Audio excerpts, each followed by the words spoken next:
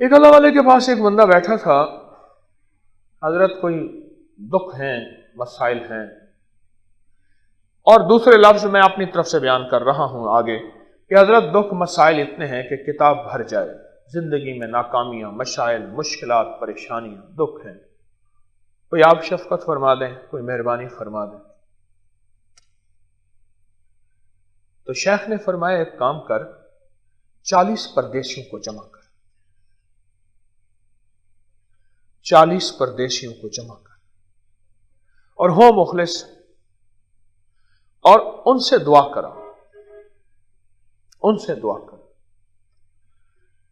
اس بندے نے پتہ نہیں کتنی مشکل سے 40 پردیسی جمع کیے ہوں گے، اور ضروری نہیں کہ ہر آنے والا مخلص ہو. کسی نے کہا ہوگا اتنے پیسے لوں گا، کسی نے کہا ہوگا اتنا مال لوں گا، کسی نے کہا ہوگا اتنی اجرت، اتنا بھاڑا. آخر کوئی، میں اپنی طرف سے بات کر رہا ہوں، کہاں سے وہ 40 پردیسی جمع کر کے آیا ہوگا؟ کہاں سے آیا ہوگا؟ کوئی خبر نہیں. اور میں جو بندہ 40 مخلص پردیسی جمع کر کے کوئی بھی عمل کرائے گا اور دعا کرائے گا، اس کی دعا قبول، اور ایسی قبول ہے کہ کرنے والے کملی والے ہیں دعا، اور آمین کرنے والا بلال ہے. اللہ ہو. کیوں؟